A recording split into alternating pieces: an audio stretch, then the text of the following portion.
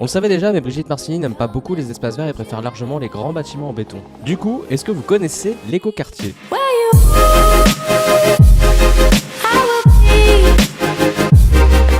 C'est un truc génial, super écologique. Tellement d'ailleurs qu'ils en font même la pub à la mairie. L'écoquartier de la Marne, c'est un quartier qui part de la rue René-Navier et qui va jusqu'à la Marne. Avec 2 commerces, une crèche et absolument aucun transport en commun. Enfin, maintenant, vu qu'on a des bus qui viennent toutes les demi-heures, je pense que c'est comme ça partout du coup. Merci Valérie Pécresse. Alors oui, Brigitte Marcini, elle adore mettre des logements un peu partout comme ça à Noisy-le-Grand, mais cette fois, elle a un argument en béton. Une exemplarité écologique sur le projet. Mais du coup, on s'est demandé si c'était vrai. Donc on est allé voir.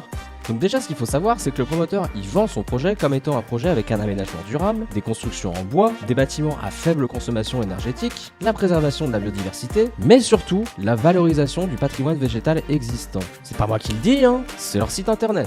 Donc du coup, est-ce que la promesse à ce stade, elle est tenue? Eh bien, c'est Eric Monfredi qui va vous le dire. Spoiler alerte, non. Nous sommes ici devant le plan de l'écoquartier. Écoquartier qui borde la route de Neuilly, qui est une route saturée, bruyante.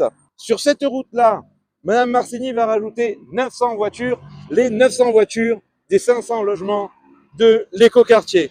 Ici, nous avons donc les gros immeubles en bois et en béton, qui vont de la rue René-Navier jusqu'à la promenade de la Marne, promenade qui est une rue bétonnée, qui ensuite est succédée par des constructions sur la butte, avec une rue évidemment bétonnée en goudron, avec 71 logements, plus 48 logements et 98 places de parking. 98 places de parking pour des voitures en bois, des calèches très certainement, mais ce n'est pas tout.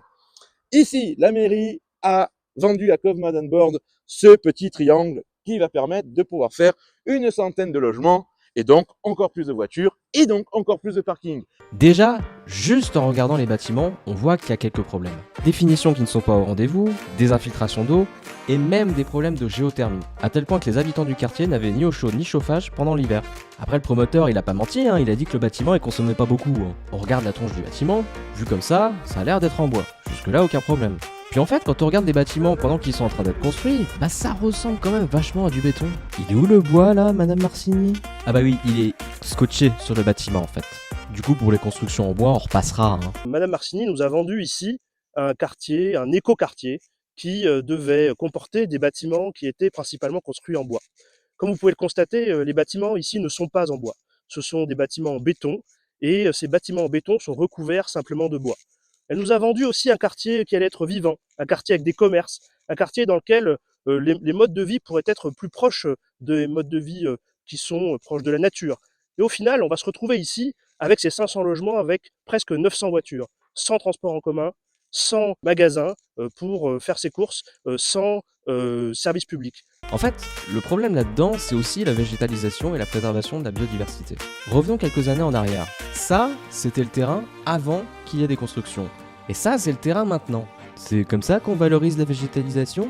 C'est en mettant du béton dessus? Alors, un écoquartier qui ne respecte pas ses promesses en termes écologiques, qui ne respecte pas ses promesses en termes de services publics, eh bien, c'est un quartier simplement qui va péricliter, qui va mourir. Genre, avec la Marne à côté et avec les sols qui sont complètement imperméables à la flotte, et du coup, ça crée des inondations partout. On a enlevé les arbres sur un terrain qui, à l'origine, était un terrain agricole et qui servait aussi à absorber les crues de la Marne. Le parc aux oiseaux que vous voyez ici, c'est de la terre tassée. Ça ne remplit plus son rôle d'absorption de l'eau. Il a plu il n'y a pas longtemps, mais quand même, regardez. Ces terrains sont encore détrempés. On voit encore des flaques. Ça veut dire que l'eau n'est plus absorbée par la terre parce que la terre est trop tassée. Alors, il est où l'écoquartier, Madame Marcini? En plus de ça, il y avait une butte naturelle en fait qui empêchait qu'il y ait des inondations à cet endroit-là. Et donc du coup, ce qu'elle a fait Brigitte Marcini, c'est qu'elle a fendu la butte en deux pour créer un passage. C'est super intelligent ça pour laisser passer la flotte s'il y a une crue. Mais en fait c'est logique, c'est qu'elle voulait créer un passage entre la Marne et son fameux parc aux oiseaux, la fameuse forêt urbaine. Non mais genre vraiment, ça ressemble à une forêt ça pour vous? En plus de ça, vous avez certainement été impacté par des coupures internet récemment si vous habitez pas très loin de ce quartier. Et ben sachez que c'est parce que ces nouvelles constructions qui n'étaient pas prévues à la base ont vu le jour que vous n'avez pas eu internet pendant quelques semaines. Heureusement, avec notre groupe, on a suivi le sujet, on a contacté Orange et on a demandé à ce qu'ils rétablissent la situation au plus vite pour que les habitants retrouvent leur accès à internet. Donc bon, maintenant que ça a été construit, qu'est-ce qu'on peut faire? Eh ben, on peut essayer d'améliorer un petit peu le projet par rapport à ce que Brigitte Marcigny a décidé toute seule avec ses copains. Il faut demander à Madame Marcigny de remettre des services publics, de remettre des transports en commun et d'y mettre des coques pour des magasins afin que les habitants de ce quartier puissent retrouver simplement et trouver une vie qui soit une vie normale comme dans tous les quartiers de Noisy-le-Grand. En tout cas, si vous avez apprécié le format de la vidéo, je vous invite à commenter, à liker, à partager et puis surtout à nous retrouver très bientôt sur nos réseaux sociaux. Ciao ciao!